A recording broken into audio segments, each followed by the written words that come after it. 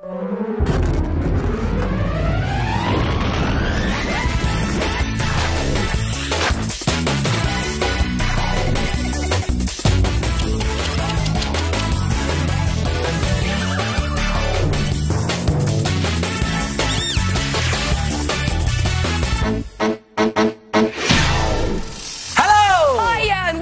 show with everything you could ever want to make and do right to your fingertips. I'm Stephen. I'm Fearne. And let's check out what's coming up on today's show. Make sure your eggs are well dressed with little fingertips costume egg cups. Find out if Stephen manages to beat the clock in today's 1 minute make. And we go back to the Wild Wild West with the Fingertips Western Party and a game of sharpshooting Tin Can Alley. For all the details on the makes, you can replay this programme whenever you feel like it. Look at our website or grab a pen and paper and jot it down straight away. Sometimes a shop-bought card just isn't enough. You want something more moving. You want a Fingertips message in motion. Show someone you care with an animated antic or a gyrating greeting. Just look at this one with a little sheep jumping over the fence. It'd make a great present for anybody who finds it difficult to sleep, because they can just watch the sheep going round and round and... Fun. Or how about a party in a box, complete with balloons and streamers? Or my favourite, the fish and ship card, poetry in motion. They are so good, aren't they? And if you fancy making one, then you need to get your fingertips on a sturdy box. And a washing up powder box is perfect. Now, first thing to do is measure the width of your box and find the middle. So, there it is. Make a mark. And then measure up half the width of your box and make another mark. And with a sharp pencil, make a hole like that. Then turn your box over and do the same on the other side. And this is where your spindle is going to go. And the spindle is what makes your boat bob up and down, and that's just made out of a straw, as you can see just there.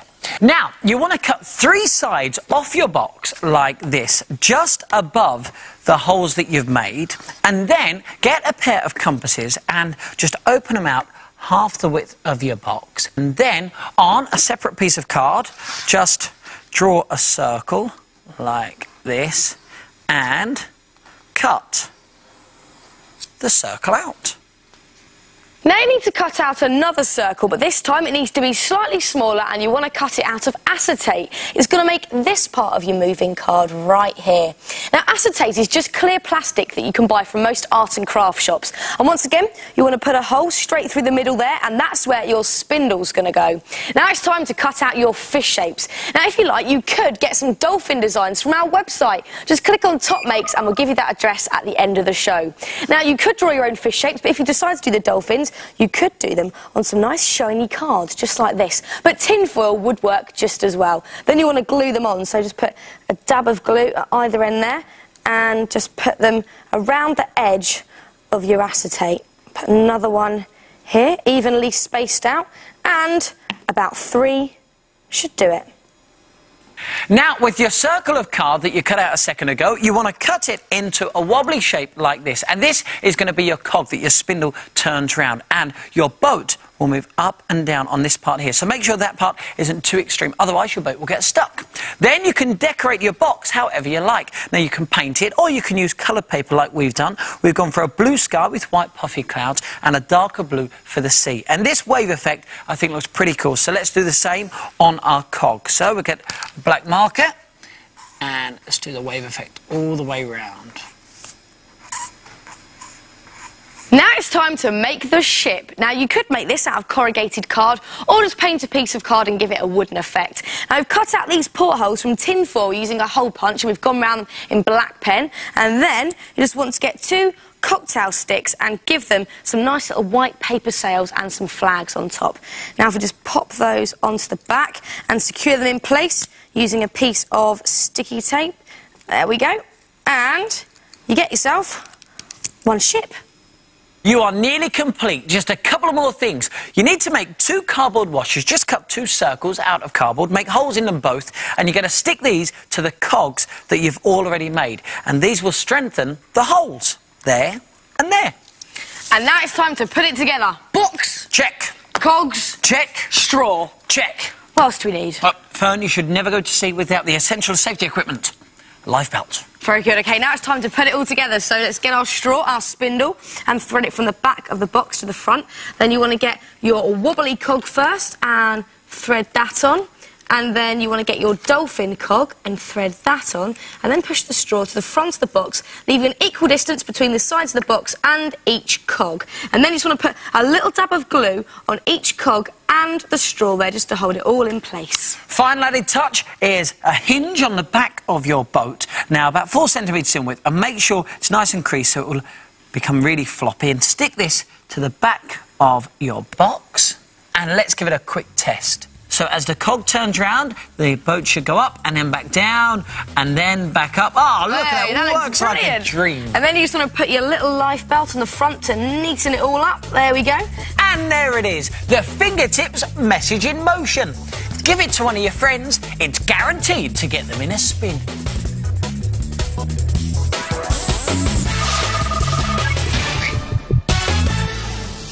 This is Little Fingertips, the part of the programme where we show you how to revamp something you'll most probably find around your house. And today it's these small plant pots, which we're turning into these fantastic costume egg cups. They do look good, don't they? Smile, lads, we're on camera. Now, your pot needs to be ceramic, and the size is quite important, as it needs to be exactly 5.5 centimetres across the top. That's perfect size for an egg to fit into. Now you need to dress it in some of this stuff. It's oven-baked clay, and it comes in some fantastic colours. You can even get it with glitter in it, and it costs just over £1 from most craft shops. Now, the next thing you need to do is cut out a nice fat rainbow shape. This can be quite tricky to cut out, so we've got a template on our website ready for you to print off. But if you haven't got access to the internet, don't worry, because you know what you could do? You could just cut out a rectangle which is the same size as your plant pot, and then wrap that round roughly and mould it into shape. Now, finish cutting out the rainbow. I'm just using a plastic knife to do this. And once you have, it's time to wrap it around your pot. Here goes. Now, you may notice there is a bit of a gap just there. Well, don't worry, because if you cut out another rainbow in a different colour and wrap it round the other way, you instantly get, look, a jacket and a shirt. How very nice. Now you just need to mould that over the top so you can neaten off the edges slightly. And then, once you're happy with your jacket and shirt, you're ready to start adding some detail, like a little collar for the shirt. Nice shade of yellow I've chosen, very nice. A little red glittery tie, very snazzy. And some jacket lapels too. Now, you may want to add a little bit of piping for your jacket lapels, just to make them stand out a little bit more, like this one here. And if you have any leftover oven-baked clay, do save it, because we have lots more ideas for this stuff throughout the series. And when you're happy with your little outfit, it's ready to pop them in the oven, pot and all. And these costume egg cups will model any outfit. How about the Dracula, complete with flowing cape and bow tie? Or ballerina with a frilly tutu. And how about him, the footballer, complete with football and stripy shirt? Or you could make your very own Mr. Mulhern, complete with jacket and tie. Fearne, you wouldn't dare. Oh, wouldn't I?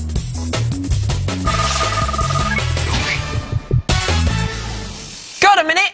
Because this is the part of the programme where we show you how to make something in under a minute using odds and ends from around your house. Today it is my turn to make. And it's my turn to tie. And this is all I need to make something that's very, very weird. Intriguing. Well, we're not going to tell you what it is just yet. See if you can guess along the way. Are you ready? I'm ready. Stop taking the mickey out of me. OK. 3, 2, 1, go! Right, first thing I need to do is just cut a bit from this egg box like this. 5 seconds gone, Stephen Mulhern. Very carefully do this. I'm going to take 2 of the cups out like that. Make sure my thumb is out of the way, because that's not part of the 1 minute make. OK, and now just snip around here like that, and just snip that just there, and snip that just there. 23 seconds. You're really taking your time. I'm doing well. Now, what do I need to do? I need to take this off here. Bit of a mess there as well, Steve. Put that in there like that. How 30 seconds gone. 30 seconds. You seem to be faffing now, Stephen. Not much is happening. No, it's fine, it's fine. 36 seconds, and still I see nothing. So easy, you're going to do this, trust me. Right. Stop the clock! 41. 41 seconds, and all you've done is that. Look, I have made a pair of eyes. But not just any pair of eyes, no, no, no. These eyes do very strange things. You see, people say that the sign of a good portrait is one where the eyes follow you around. Well, check this out.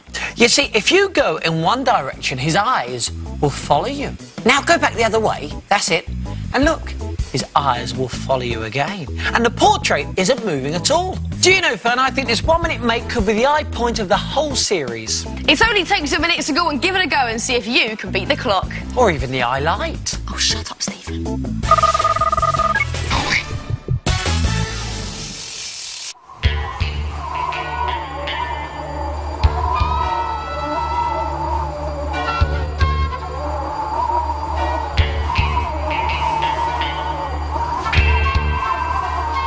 This town ain't big enough for the two of us, Mulhern. You're right there, Cotton. 3 pieces in draw.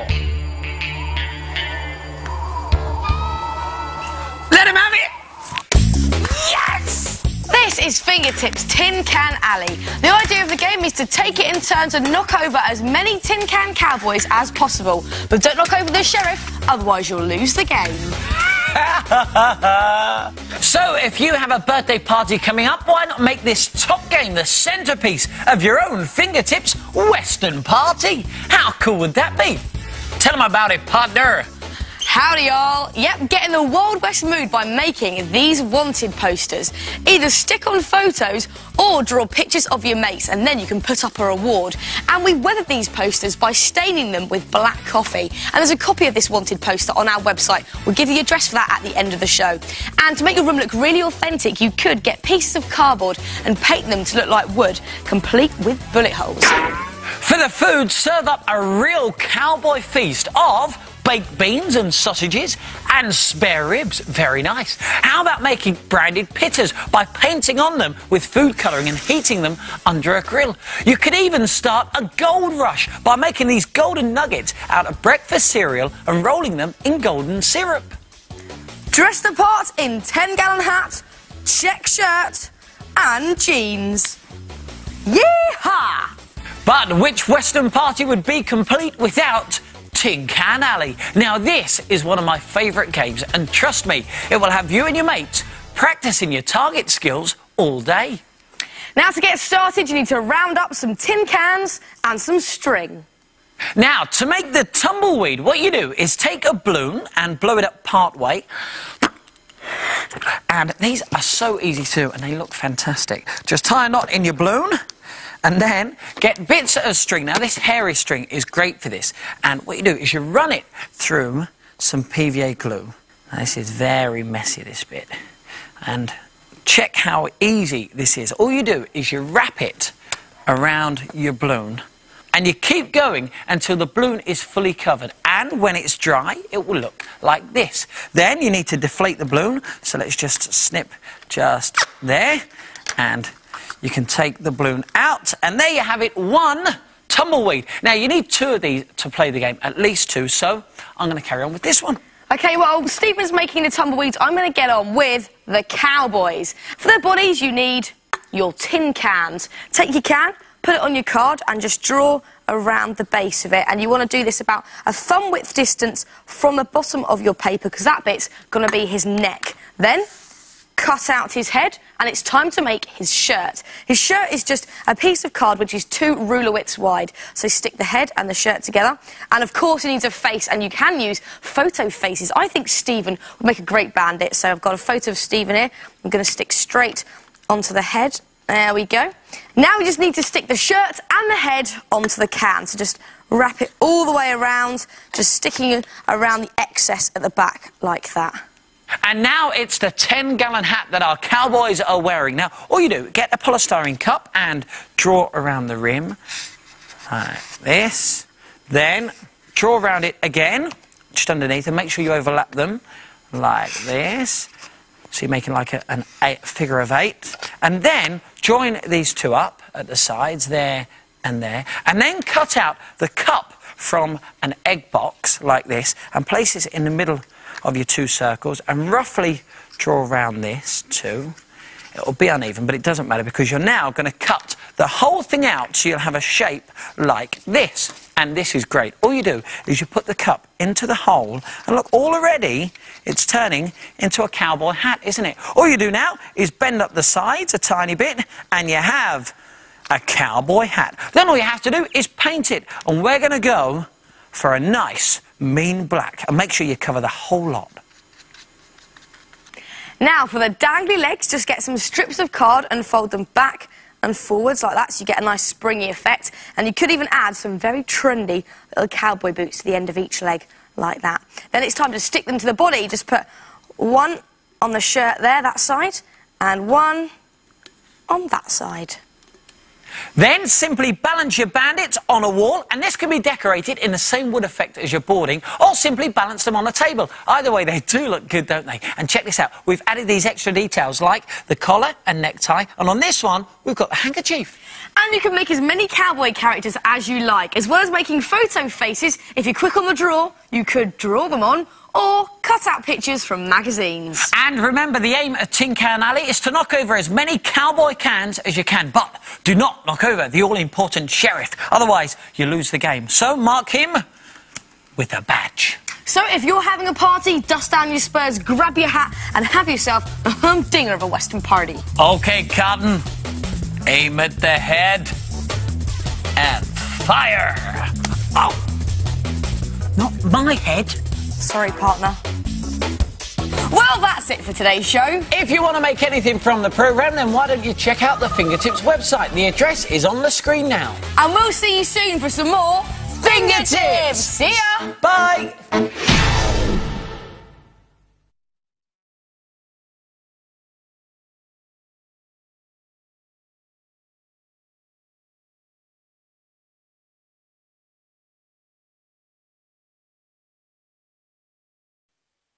Five, 4, 3, 2, 1. lift off. Hello and welcome to the DVD that has everything you've ever wanted to make and do right at your fingertips. Select one of the options on the screen and let's make and do.